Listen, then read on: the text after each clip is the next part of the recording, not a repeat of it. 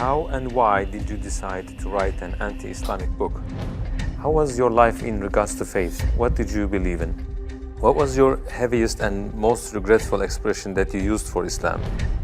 What was the reaction people around you when you became Muslim? I thought to myself, Islam is a lie. Islam is a danger. I got over 2,000 death threats. And in the end, I decided to write an anti-Islam book. God, give me a sign so that I 100% sure know this is the way. I couldn't sleep for it for 2 days. I couldn't accept it. It was so strange. Assalamu alaikum, Brother Yورام van Klaveren. Thank you for accepting our invitation, and we are happy to have you with us. I want to first ask you, who is Yورام? Wa alaikum salam, Ahmed. Thank you very much for the invitation. It's a great honor for me to be here. Yورám van Klaveren was born on January 23 in 1979 in Amsterdam, in a pretty regular family: father, mother, a brother, another brother, younger, a sister, a cat. In Amsterdam, I was born and raised there. We're a practicing Protestant family. After I finished high school, I studied comparative religion. I was a teacher for a few years. There happened a lot of things in the Netherlands, especially in my life. Also, when I look at the bigger picture when it came to Islam, I became politically active for the Freedom Party. I became a member of parliament. And in the end, I decided to write an anti-Islam book, which started as an anti-Islam book, changed into this search for God, and it ended up me becoming a Muslim. How was your life in regards to faith? What did you believe in? Before I was a Muslim, I was a Protestant Christian from the Reformed Church. We read from the Bible, we all got biblical names, we were all baptized, we went to church, etc., etc. So we're pretty Christian in that way, in that sense. Of course, I believed that there is a creator, I believed in heaven, hell, I believed in angels, revelations, and of course what separates the Christians from the Muslims is that I believe that Jesus Christ was the Son of God. In a more philosophical way, I believed he was God himself, of course. I believed in the resurrection and crucifixion of Christ, of course. And I believed in the atonement. But because the Trinity is a very complex concept, whether you believe it or not, it's still very complex. Because if there is a God in the Bible, it says God is eternal. But if you are eternal and you die, you cannot be eternal, immortal at the same time. So that was something when I was a little older, 16, 17, I started questioning things like that. It's not very logical. I talked to many priests, preachers, even rabbis, and the answers I got weren't very satisfying. That made it for me kind of complex, and in the end I had some doubts about stuff like this, but I said, well, I set it aside and I thought, okay, I just believe it, and perhaps I'm not smart enough to get the whole picture. And I still believed in God, I still believed that Jesus was a very important person, I believed he was the Son of God, but how it exactly was, I left it for what it was. How and why did you decide to write an anti-Islamic book? After high school, I went to university and I did comparative religion. And the remarkable thing, I think, was that the first day of me going to college was September 11, 2001. Already thought, okay, these Muslim guys are kind of crazy and this religion isn't the truth. Then a few years later was this guy in the Netherlands called Theo van Gogh. He was a famous filmmaker and he was killed in the street. He was shot and they tried to slit his throat and they put a knife in his stomach with a letter on it for another girl, and Ali, and it said, "You are next." So it strengthened my anti-Islam feelings in such a way that I thought, well, I have to become politically active to do something and stop this evil of harming our country. You started politics because of Islam? Yeah, and that really had to do with Islam. That was the reason that I wanted to write a book, to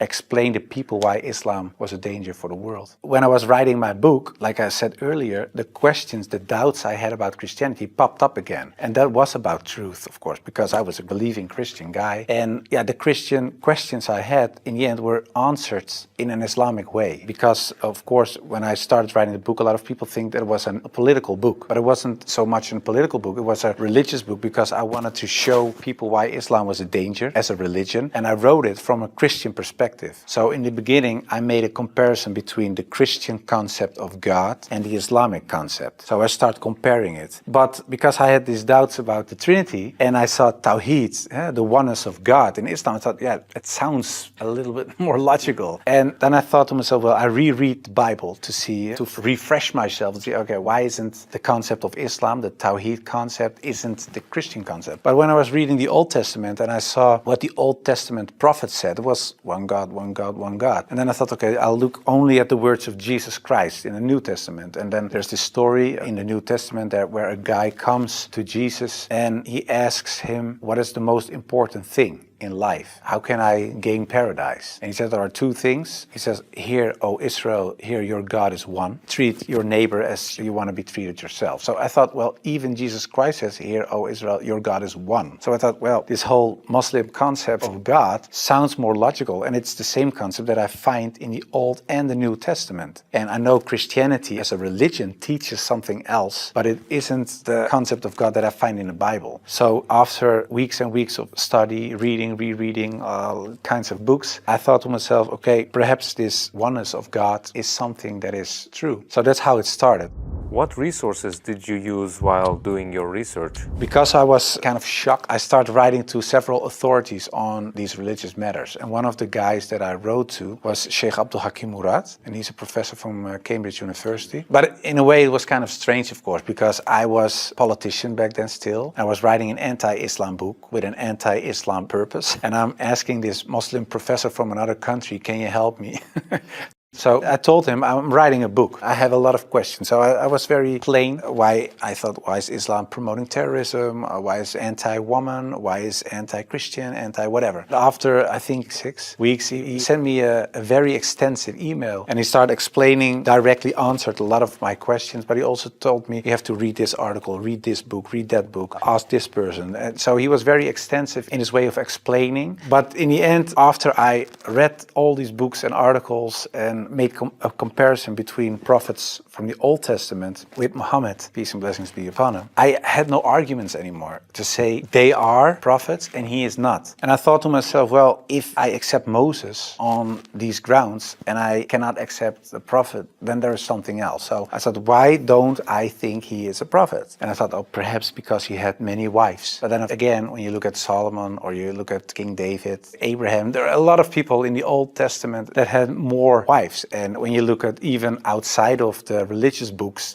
culturally in Europe, in Africa, Asia, everywhere, there were men with several wives for several reasons. So I thought to myself, well, that cannot be a reason either. So one by one, all these reasons fell. And then in the end, I thought, well, I have to say all of them are not prophets. But I didn't believe that because I thought, well, the things they did, they said, the miracles that happened, etc., they were confirmed in what they said and what they did. So they are. And then I said, well, then I have to accept that Prophet Muhammad perhaps is a prophet too. So I was doubting it. So first I thought, well, it's the most evil person I know because of the history. Then I said, well, perhaps it's not that evil, but he's not a prophet. And in the end I started doubting, perhaps he is a prophet. Yeah, that took, of course, me reading a lot of books again. And the one thing that I think was very wise of Abdul Hakim Murad to say was, he said, well, the books you read about with the anti-Islam arguments are written by non-Muslims. He said, if you want to know more about Christianity, you don't read books from atheists. You start reading the books from the Christians. Why do they believe this? What are the arguments? So that you have to do the same with Islam. So start reading Islamic books from Islamic teachers, from Islamic scholars, etc. And then you can see, if you compare the books on the same topic of people who are Muslim and wrote those books and non-Muslim, you can see where they took the wrong turn, where they translated words in the wrong way, sometimes perhaps even not on purpose, but just because they didn't know, where things are added, where things left out of it. So, and in the end, you see there's this other religion almost created because of all these things. And that's what I did. And that's what I also did with the life of the Prophet, because I read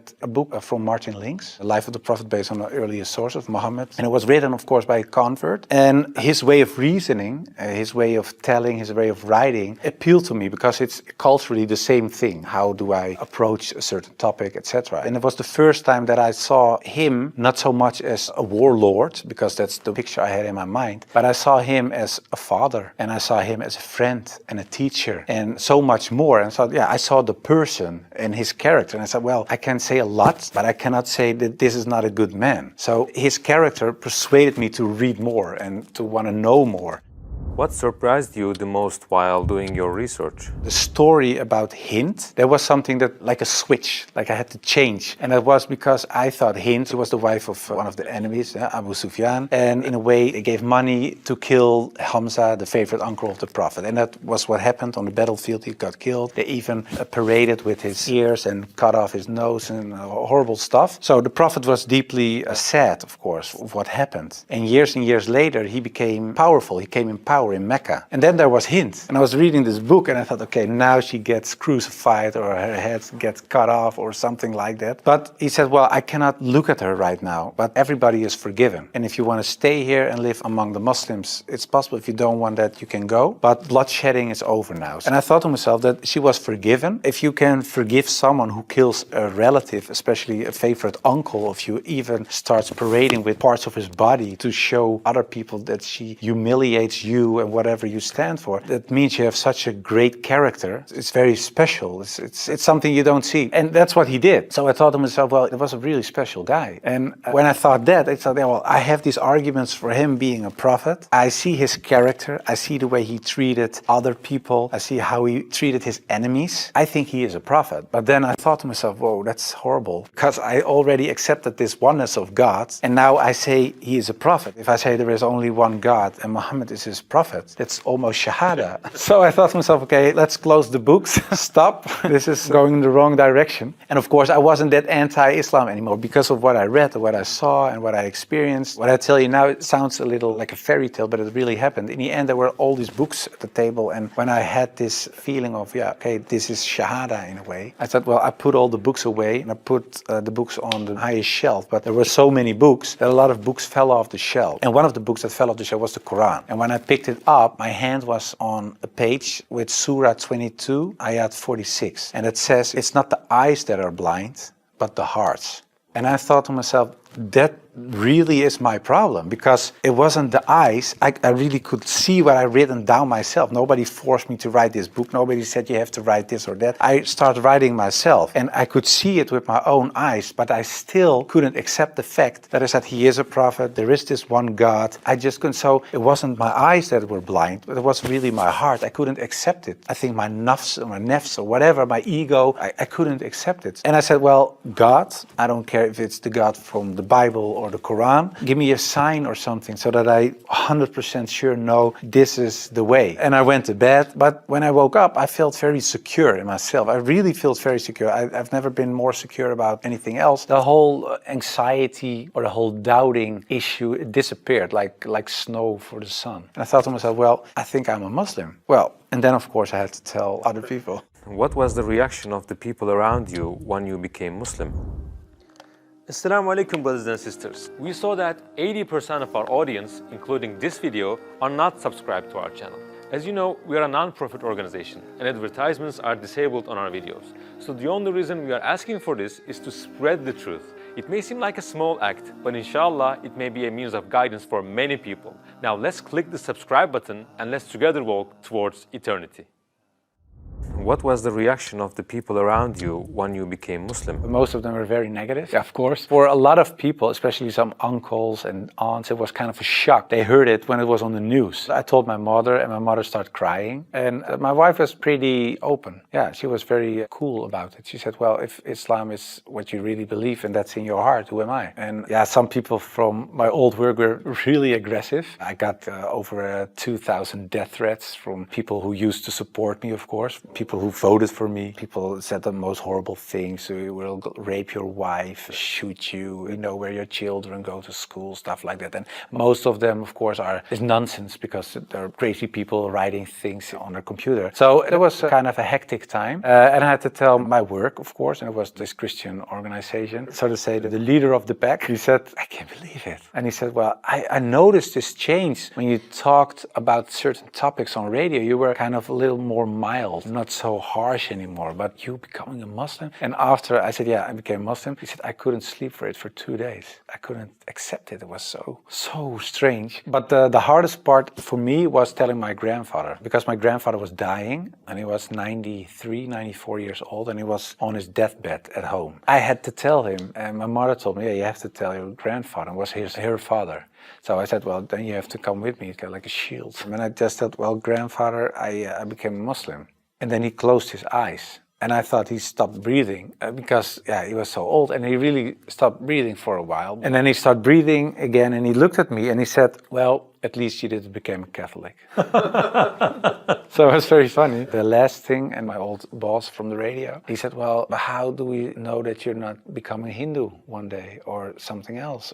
And I told him, well, I never chose a religion. One time, and it was when I became a Muslim. Before that, I didn't choose my religion. I was born in a Christian family. I was raised in a Christian way. And I'm very grateful for all the good things that it brought me. But it was not my decision. And the only time I made a decision was me becoming a Muslim. And it was the most, like I said, I think the most important decision I made. And it was the most rational decision I made. I never took years and years to decide one thing, only becoming a Muslim. How did you feel when you made your first salah? It's, of course, a beautiful moment, but very strange as well. Because as a Christian, you're not used to pray like that. You pray with your hands together and perhaps on your knees in front of your bed or something. But I think it's very beautiful that you really prostrate. So you really bow down in the deepest way for your Lord. So that's a very humbling, beautiful thing, I think. And that, yeah, it made me feel very happy.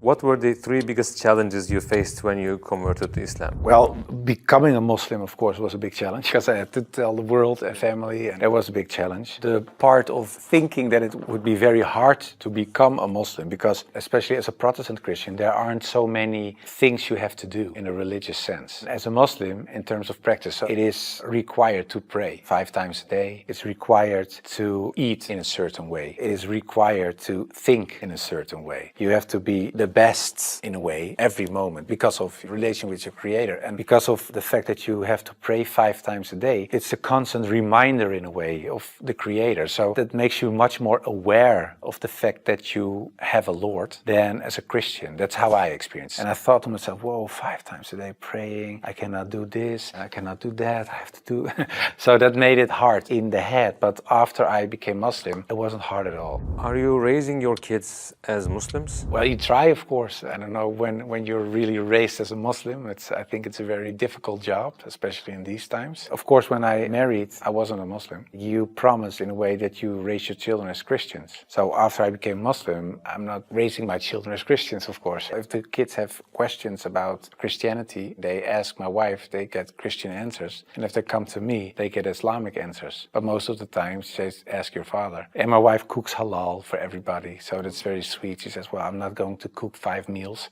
so everybody eats the same. You want halal, everybody eats halal. So in a way, it's like an organic process. What was your heaviest and most regretful expression that you used for Islam? I think Islam is a lie, because that's something I used to say. Islam is a lie, the Quran is poison. But when I said Islam is a lie, that's the whole religion and everything that comes with it. So that's like the highest level of jahiliyyah in a way. Yeah, that's something I regret because it was like an umbrella and everything else was under this concept of Islam is a lie because that was the core thought. And of course, I do blame myself, and I know there are a lot of people out there not practicing Muslims that do so. And in a way, I understand it because in a political sense and in a social, cultural sense, everything is said and done is still there. I sometimes even hear arguments from people in my old party that I offended in a way. Yeah, that's something that bothers me, and that's one of the reasons that we founded an organization. It's called the IXC, Islam Experience Center, and we go to schools, primary school, high school, college, universities, but also to departments of the government, other social organizations, churches, to take away misconceptions about Islam, to share the message, to show Islam in its true colors. And we do it by virtual reality with the glasses, so it's a very fun experience as well. And we try to erase in a way the things I said and done in the past. How should people research about Islam? Do you advise just searching at Google? No, I would certainly not advise Google. It's the last thing I would advise. I said shut down the computer. No, I think it's very important that people read books, real books with pages and stuff. I would recommend Muhammad, His Life Based on the Earlier Sources of Martin Link's, the book I talked about earlier. It's a green book. And I think it's very important for people not just dive into the Quran, because it's a very complex book. And if you don't have anybody who can teach you what you read, especially most of the people who don't know anything about Islam are not fluent Arabic, classic Arabic speaking people. So you will read an interpretation of the Quran or a translation, and most of the time that's not the real deal, of course. So I would advise people just to study the Sirat, study the character and the life of the Prophet, because that's what the tradition teaches us as well. His life was the Quran. He was the living Quran in a way. Just study his Sunnah, and I think that is the best way of discovering Islam. What would you like to say as your final comments? I became much more happy after I became Muslim. So I would like to invite everybody to become Muslim, just because it brings peace to your soul and peace to your heart. It is the truth. It resonates with heart and soul. At least look at it from an Islamic perspective. Try to read and study the life of the Prophet. Try to understand what the Muslims believe. Not so much the behavior of Muslims, because there are a lot of Muslims that don't live like Muslims, including myself. I don't always live like a Muslim. I should, we all do, but you should look at the example of all examples, and it was the Prophet. And if you study his life, perhaps you find guidance that leads you to the truth.